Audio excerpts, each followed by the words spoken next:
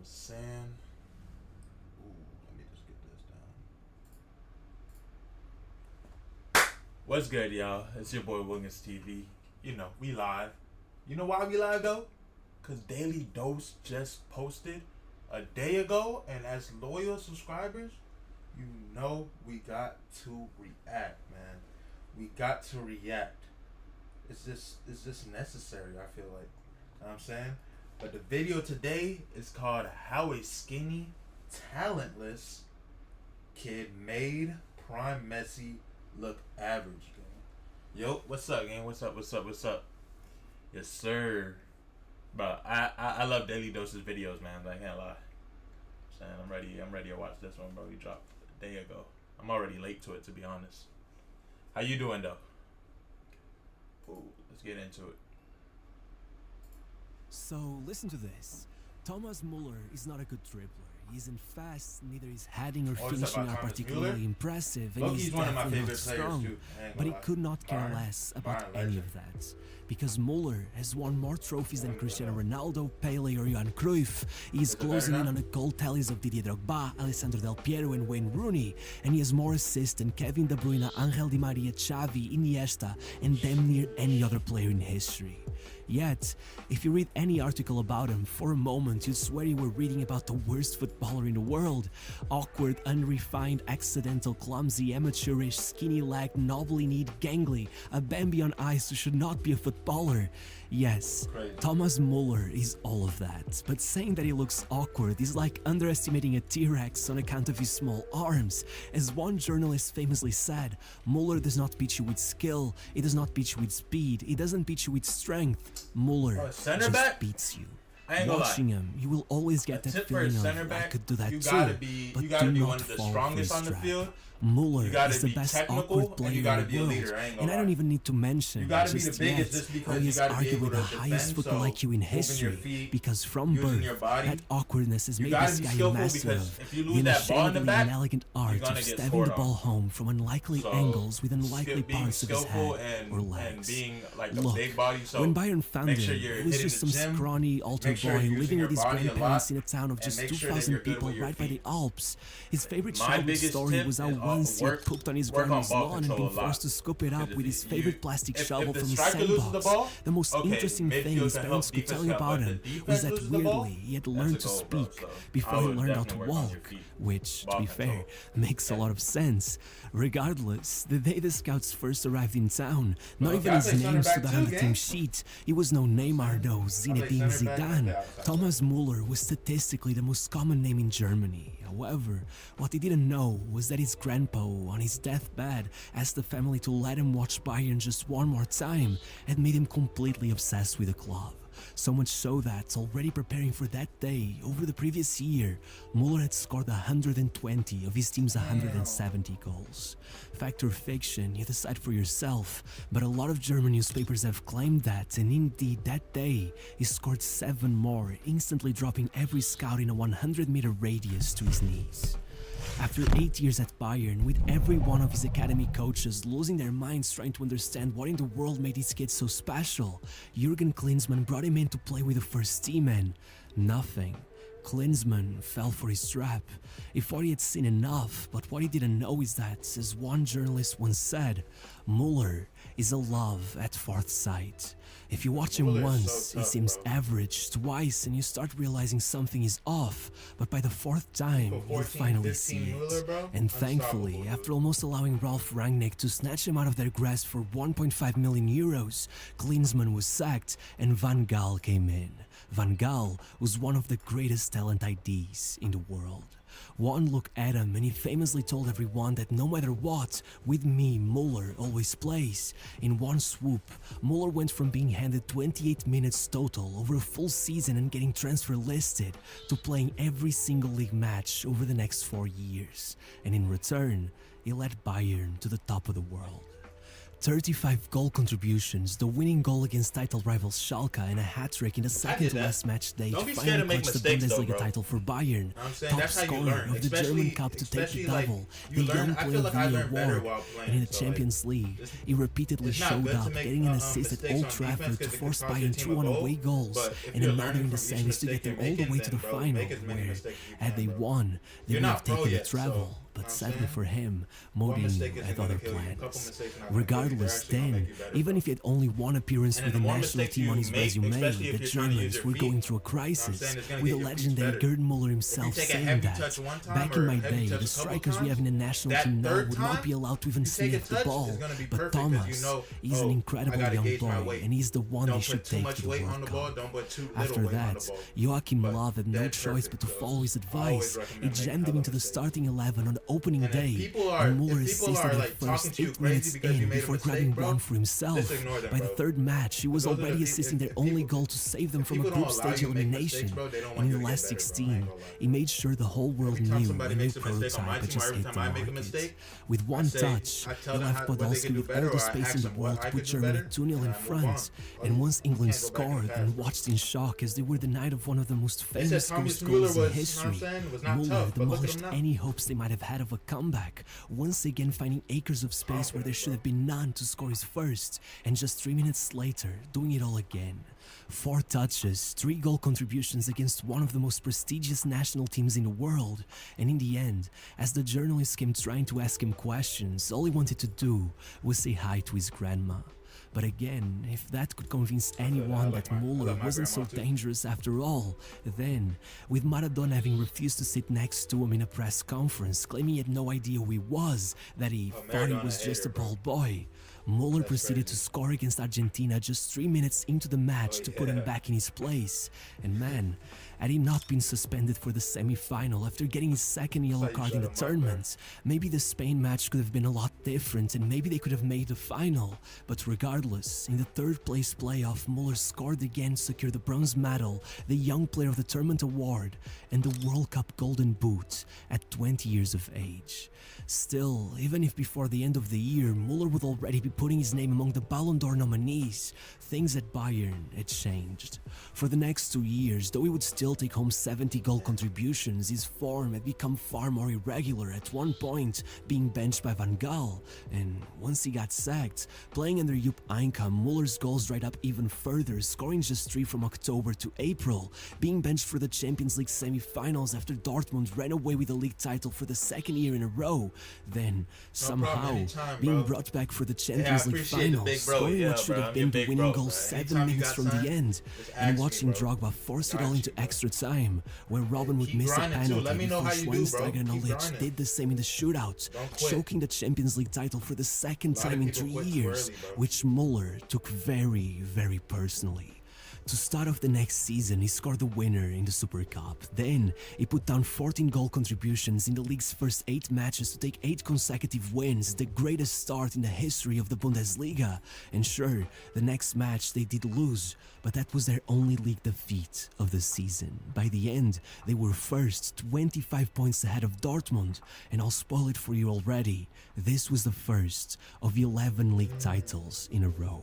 And still, that wasn't the most impressive part of his season. In the Champions League, yet again, they reached the final. For the last 16, they drew 3-3 on aggregate and only went through because Müller scored and assisted away at the Emirates Stadium. Against Juventus, as one newspaper wrote, supernatural, Müller attempted an hilariously small number of passes. He was the only player not to commit a foul or be fouled. He wasn't offside once. The only reason he needed the referee out there was to blow the whistle after his goal.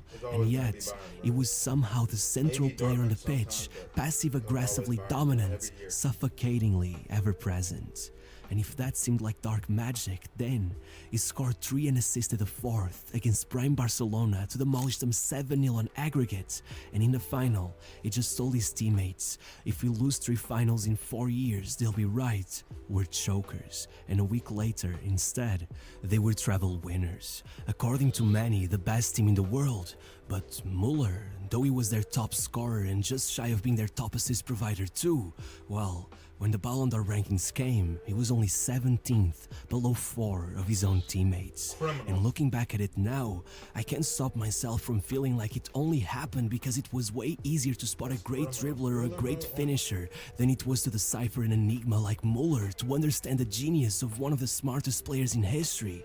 For years, football analysts couldn't even agree what his position or what his role on the pitch was. They just knew it worked. And they had to wait until he himself explained it to them. He said, "I am a Raumdeuter." You can translate it however you want, a space interpreter, invader, investigator, but I like to put it more simply. Muller is a master of space. To paraphrase Joachim Löw, his first thought is always, where should I be, where could I put the ball in order to maximize my team's chances of scoring a goal? Muller found a sport where all athletes were becoming near-perfect specimens, where no single physical trait could truly make you stand out. So he decided to play it like a game of chess, to develop a near-perfect understanding of the game and become unpredictable, being at the right place, at the right time, always, and with full intent of doing as much damage as possible. Quick passes, fewer touches, perfectly timed runs, clinical execution. It's like he's seeing the game from above, on another plane of existence. It's mind over matter. So when the time comes, there's no pressure on him. He could not care less. And the next season was his chance to prove that none of this had ever been luck. Despite having just won the treble, Jupp Heynckes stepped down so Pep Guardiola could take over the club. At the eyes of most pundits, only the most technical players would survive his possession-based philosophy. For someone like Muller, they believed this was a death sentence. Instead, over the next 3 years, despite losing possession more often than any of his teammates, Muller became Guardiola's absolute favorite, featuring in 148 of his 161 matches in charge, 22 more than any other player, scoring 79 goals, 12 more than the second best, and providing 47 assists, 16 more than anyone else. It was now undeniable, and for those refusing to see reason, after leaving Bayern one German Super Cup away from taking every single trophy available in Pep's first season, he joined Germany for his second World Cup and did it all again. To open things up, a hat-trick against Portugal. In the second match, an assist to clinch a draw against Ghana. By the third, their only goal against the United States. And after assisting the extra-time goal that allowed them to squeeze past Algeria, he came back in the semi-finals, opened the scoring against Brazil, assisted Klose for the second, then assisted Kost for the third, and eventually assisted Schürrle for the seventh, becoming the poster boy for the greatest World Cup humiliation of all time. And 5 days later, thanks to Mario Götze, they had snatched the World Cup title right out of the hands of Lionel Messi. At just 24 years of age, Thomas Muller had 10 World Cup goals to his name, just 2 off of Pele, 4 off of Gerd Müller, and 6 away from the all-time record. Not to mention, he had already won damn near every trophy a player possibly could. By the time he stepped back in Germany, he had Van Gaal, now Man United's manager, coming in with a contract offer Muller described as astronomical and an £88 million transfer bid that would have made him the most expensive player of all time. But instead, he stayed, welcomed in new signing Robert Lewandowski, kept on banging in goals until the holiday season, and was rewarded with a 5th place finish at the Ballon d'Or. I could still argue that he should have placed higher, but I'll spare you the rant. With every season under Guardiola, he kept being afforded more and more freedom. After all, it was getting to a point where really only Ronaldo and Messi could challenge Muller's numbers. By his final season under Guardiola, he was dropping 40 goal contributions in the space of just 6 months. Even Messi would go on to win the Ballon d'Or that year, only managed 9 more over that period. Matter of fact, I'll go a step further. Over the previous 4 seasons, Muller had 38 goal contributions in the Champions League. It was also only 2 away from Messi. Guardiola arrived fearful of what it would be like to manage a team without such a genius amongst its ranks, and left, having nothing more to say about Muller than that he was one of the all-time greatest football players. Though, to be fair, Ancelotti would see things a bit differently. It's not that Ancelotti failed to realize how special Muller was. He himself said that a player with that kind of intelligence and tactical awareness is usually rare. But the truth is that, as Muller said, I don't know what qualities a coach wants to see, but mine seem not to be in demand. So that, added to 75 days out on injury, more than he had had over his entire career, meant that for the first time in 7 years, Muller struggled for minutes, at times being dropped for big matches as his goal tally dropped into the single digits. And even if he still reached second place in the league's assist charts, everyone could see Ancelotti was not about to change his mind. And maybe that was why 10 matches into the following season, a group of 5 key players turned against him, reportedly Ribéry, Robben, Muller and Boateng, ultimately leading to his sacking after a humiliating 3-0 defeat to PSG, prompting Jupp Heynckes to come out of retirement and run it back so hard that despite having just 3 goal contributions in the first 11 matches of the season, Muller would go off for the remaining 34, hitting 33 contributions by the end of the season. Though, really, this would not be the end of his troubles. Following a tragic World Cup campaign that saw Germany fall to the champions' curse and get kicked out in the group stage, Niko Kovac took over the club and Muller dropped back into the single digits, going as far as being permanently dropped from the national team by Joachim Löw alongside Boateng and Mats Hummels, feeding the rumors that as he approached his 30s, he was now past his best, with one newspaper going as far as claiming that everyone had stopped caring about him. To which all he did was post an Instagram story assuring everyone that the game is not over yet.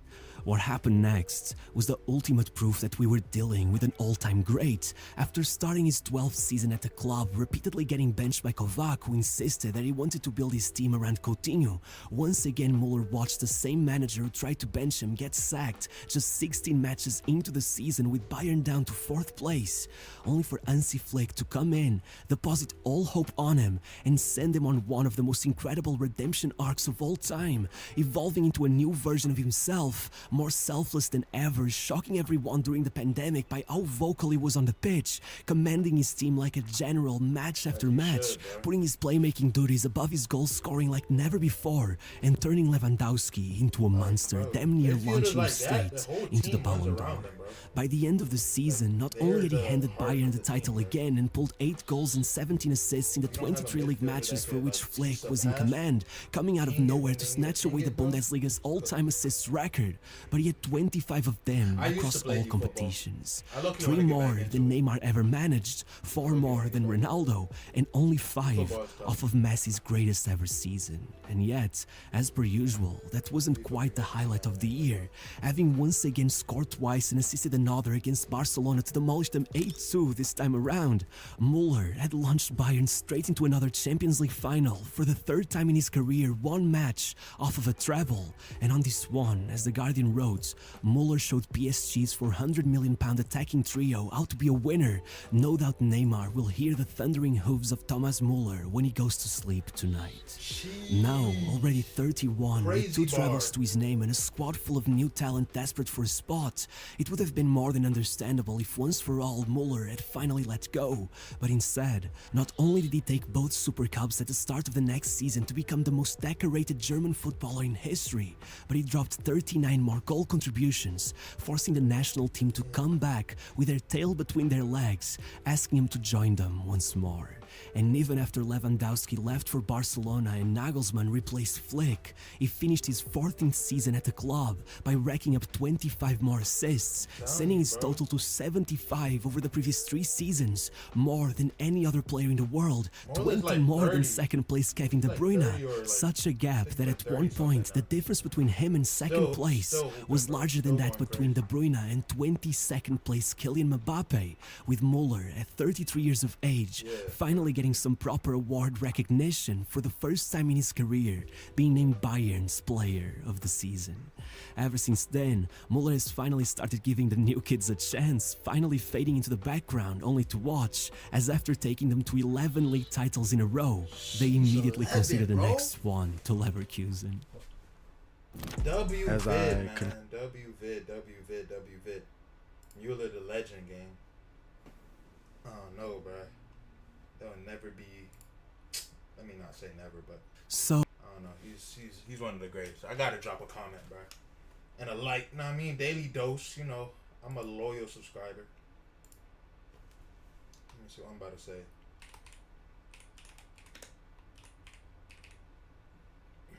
Damn, I hope I spelled his name right. Thomas Mueller. Let me see who else. Anybody else say his name? Oh, it's not. There's no I.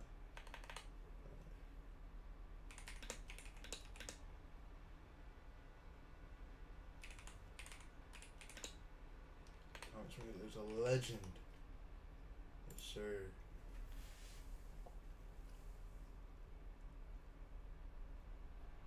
Bro, Bayern, bro, they have a good like they have a good development.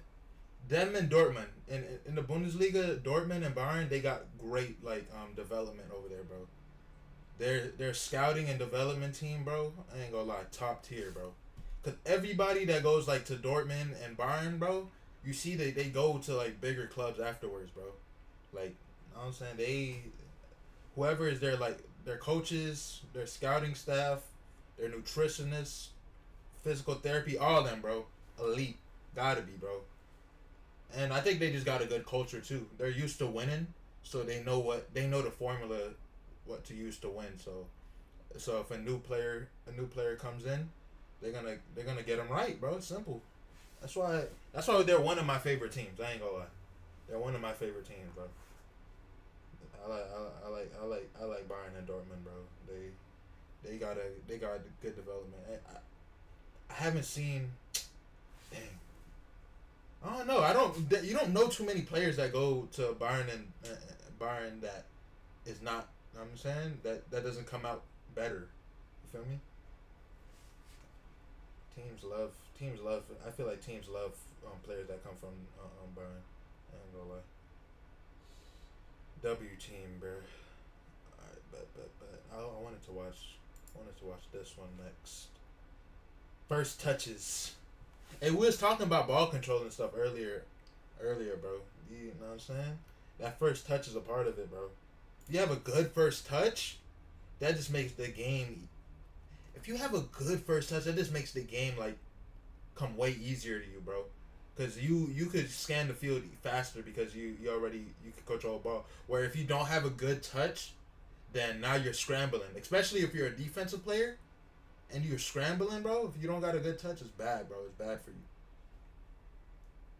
This season, I think it's going to be Liverpool, bro. I ain't going to lie. Liverpool is looking unstoppable, man. I ain't going to lie, bro.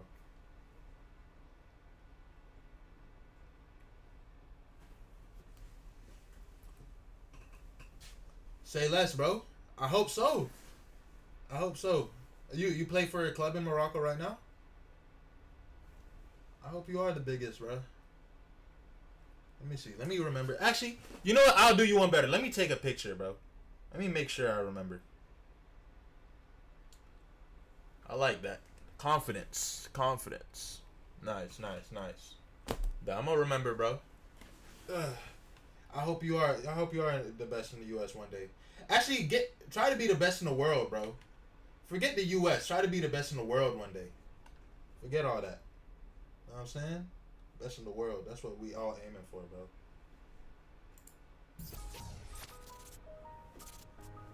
bro. Ooh, best first touches of 2025 so far. Yeah, Dembele. I still think they got it though. Dembele's tough though. I ain't gonna lie.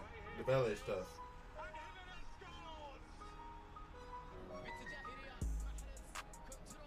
You guys got to be able to kill that ball if y'all want to be the best though. Facts, bro. How old are you again? How old are both of y'all?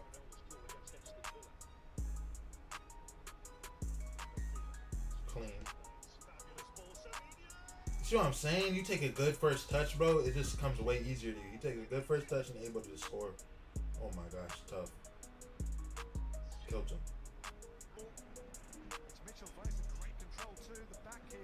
Yeah. Facts.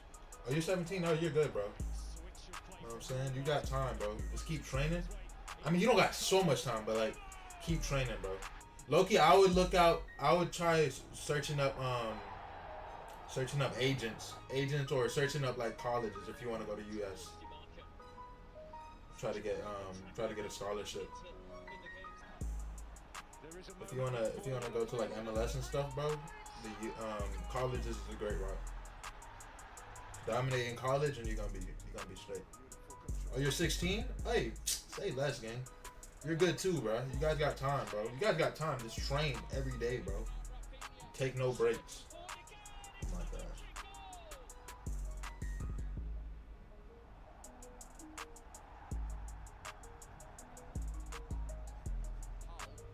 Oh, bet. Say less. Oh, Rodrigo was so tough. I feel like he's underrated. I ain't gonna lie. But oh, if you come into 2020, hey, I'll see you here then, gang. Let me know when you come, bro. I'll be rooting for you.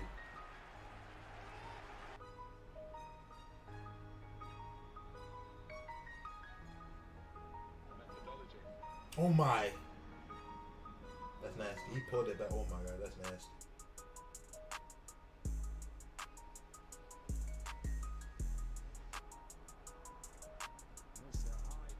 Alright, bet. I'll look at it after this one.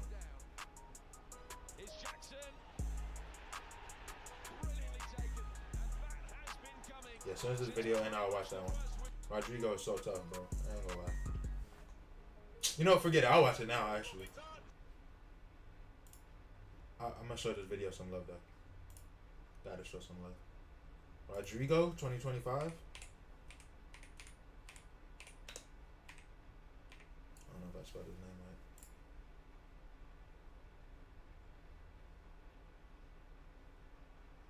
Let's see. Let's watch this first one right here. So I watched the first one, or 2024? Alright, bet. 2024. Bet, let's watch. Okay, let's watch this one right here. Actually. First one or second one? Which one? First one or second one? No, not this one?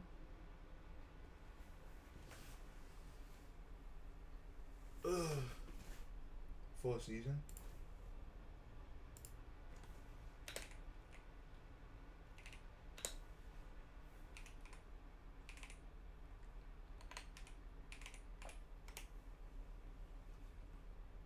Oh, okay, there you go.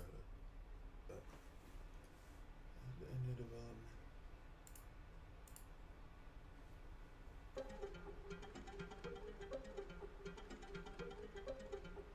Dang. I feel you, bro. There's a lot of countries like that. But low key, if you're able to play soccer, bro, in grounds that are not in great condition, you can play anywhere. So I would still grind, even if your situation's not the best. I'll still grind on them pitches, bro. And then if you get the chance to like go to another country for development, or probably like a loan or just a trial or something, take it. Every opportunity you guys get, take it, bro. Oh, you're flary, bro? You're flary? Because Rodrigo's flary, bro. I ain't gonna lie. He's flary. Oh, my. That's nasty!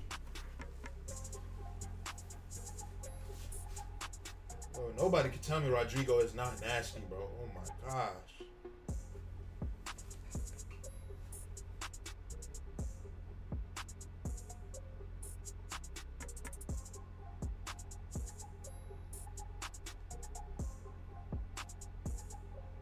Yes. Oh.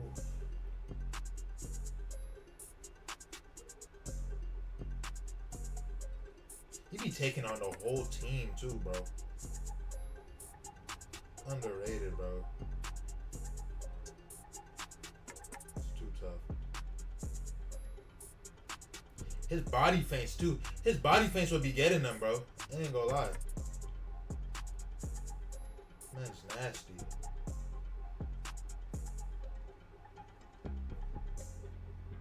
But if you could play in small spaces, bro, yeah, you're gonna be saucy. Because if you could, that's ball control. Playing in small space, if you could take it on people in small spaces, that means you have great ball control, bro.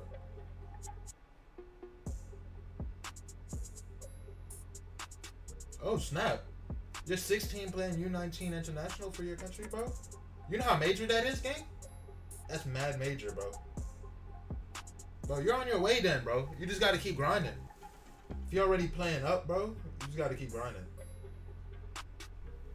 And then network, bro. When you get to stages like those, you got to network and talk to people. That's good that you're making friends and stuff, too. Because your network is what's going to help you elevate.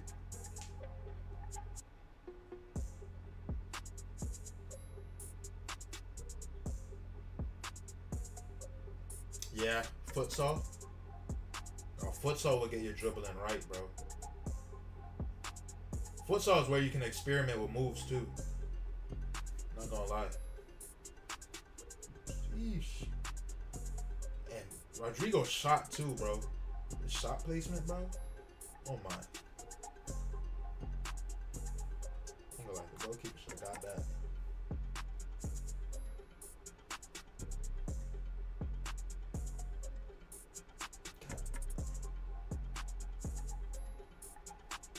And it's just the crazy part is just the beginning for Rodrigo, bro. Just the beginning.